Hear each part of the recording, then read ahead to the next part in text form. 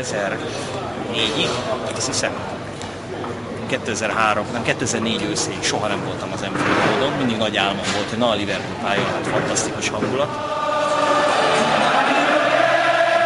Most 11-szer indulok útnak, remélem oda is érek, egyszer késtem csak le egy meccset, akkor a 4 óra elteltével érkeztem a Juventus ellen meg, és egyébként a Liverpool, amikor én ott vagyok, az eddigi 10 meccséből 8-at megnyert, 2 döntetlen.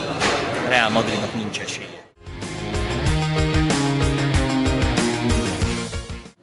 Kicsit késett a zürichi járat, így aztán a nagy táblára révedek, azt látom, hogy már be kellene szállnunk a manchesteri járathoz, ehelyett másfél perc múlva jön egy vonat, ami a megfelelő terminálra visz, és 10 percig van a gép indulásáig.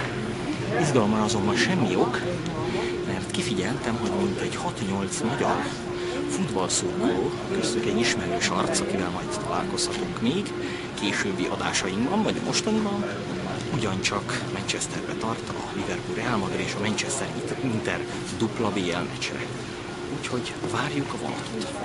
Szervusz Pista, szereted a focit? Nagyon szeretem a focit, főleg az angol focit, örülök, hogy mind a 2 meccset meg tudom nézni Liverpoolba és Manchesterbe, és most van egy kis szabadságom, úgyhogy pár nap, de ezt elhasználom.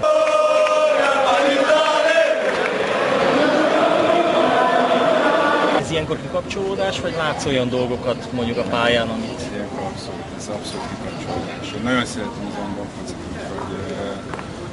és főleg úgy, hogy pont jól esett ez, hogy kedden is, meg szerdán is van egy helyszínen 80 km-re egymástól, ez egy ideális. Tovább is jut mind a 2 angol, a Liverpool a Manchester? Én angol párti vagyok.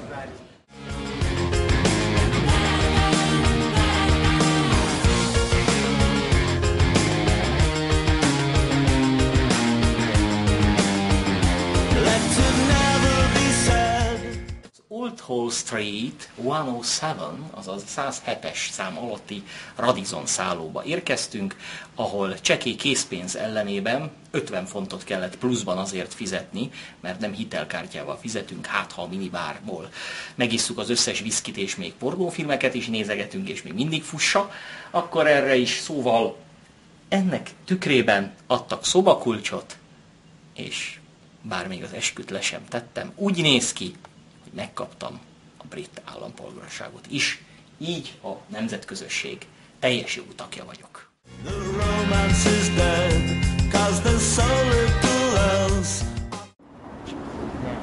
Ne tegye! Ne tegye! Fiatal még, és szőke. Férfi miatt, azért, mert Madrid hátrányban van rögtön az elején. John nem biztos, hogy az igazi. Koszos a víz, el se süllyed rendesen.